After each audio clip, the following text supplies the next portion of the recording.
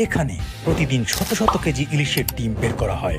একটা পুরো সিজন জুড়ে 3 মাস ধরে চলে এই কর্মযজ্ঞ। কিন্তু প্রশ্নগুলো থেকেই যায়, এই ডিমওয়ালা ইলিশগুলো আসে কোথা থেকে? ডিম ছড়ানোর পর সেই মাছগুলোই বা কোথায় যায়?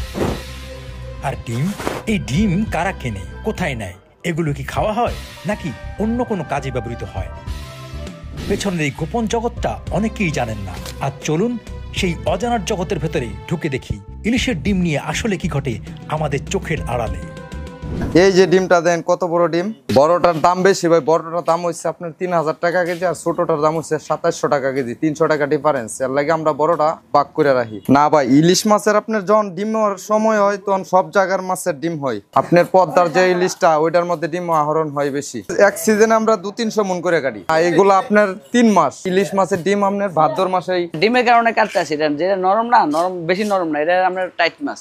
ডিম আলের আমরা চট্টা মাছ, এগুলো আমার কথা বলছেন, এগুলা চড়া মাছ। যেগুলো হাতিয়ার মাছ এগুলো চড়া মাছ। এটা চাঁদপুরে হয়তো 20-25 বছর এরা ব্যবসা চলে। এই ব্যবসাটা চলে বহুত আগের তো নেই। ওই সময় তার ফ্যাক্টরি নেয় নাই, এখন ফ্যাক্টরি নেয়, এটা বাইরে আসতে যায়। সব দেশের বাইরে যাবে যারা খাইতে পারে, সব দেশের বাইরে জানা যায়। সব যারা খাইতে পারে খায়, যাদের টাকা আছে তারা 4000 টাকা কেজি কিনে খায়। আর যখন ফ্যাক্টরি যায় তখন 2800, 2500, 2600 টাকা রেট হলে ফ্যাক্টরি যায়, এগুলা বাইরে যায়। আমি যে বৈশা ডিম বাইর করতেছি হাজার হাজার না, শত শত কেজি আর কি প্রতিদিন, বা টনে টনে এটি বাইরে দেশের বাইরে আসতে যায় বেশি অংশ।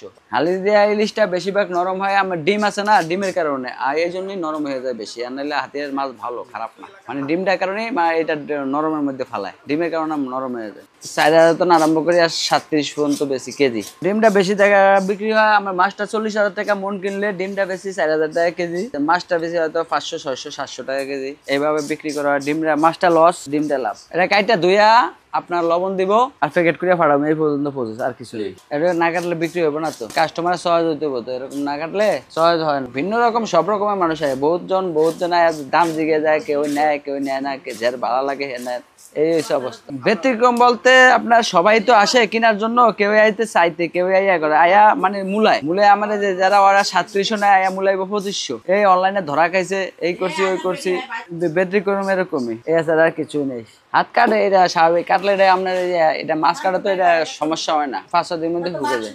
মাছ কিনতে বরফ দিতে এটা মানে নিয়ে কষ্ট হয়। নোনা মাছটা জগতে কষ্ট।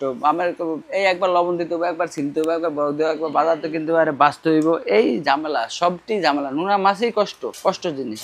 এটা হাত কাটবো, এটা আমি বলে এটা আয়া করবো পুলিশে করবো, কে আমরা হাত কেটে যায় মাছ কাটেন কি সব সময় করা লাগবো। হাতও কাটে, কাটা ঢোকে, আঙ্গুলো পড়িয়া যায়, মাঝে মধ্যে ফুস লাগিয়া 2-1 জনের। এটা তো ব্লেডের মতো ধার, কাটা বাড়ি করে ফুলে পচে, কাটা বাড়ি করতে হয়, এই তো ঝামেলা। এখনো তো আঙ্গুল কাটা আছে, যেটা কাটা আছে, ব্যথা করতে আছে, সামান্য ব্যথা তো করবি, তারপরও করতে আসি। বউ বেটে মেলা খাওয়াইতে না করে মাঝে মাঝে এত ব্যথা থাকে না, পুরা শরীরে জ্বর থাকে, অসুস্থ থাকে, তারপরে কাজ করতে হইব, অর্ডার থাকে, কাজ করতে হইব, মাছ হইলে মাছ লইতে হইব।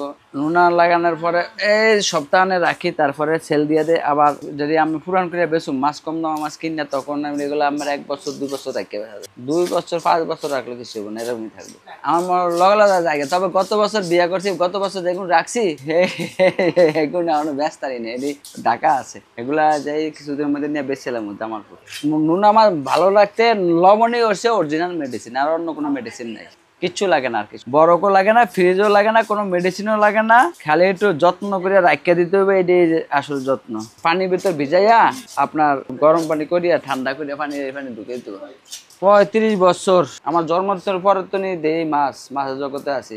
আগের পদ্ধতি এখন নাই। আগে তো আমার ফিস করতো সব মাছ আছিল সস্তা। এই মাছ আমার 1 টাকা 2 টাকা হালি, কিন্তু এখন এই মাছ আমার কিনা লাগে 10,000 টাকা হালি। টাকার ব্যবধান, টাকার কমিয়ে গেছে। আগে টাকার মূল্য কম ছিল, এখন টাকার মূল্য বেশি।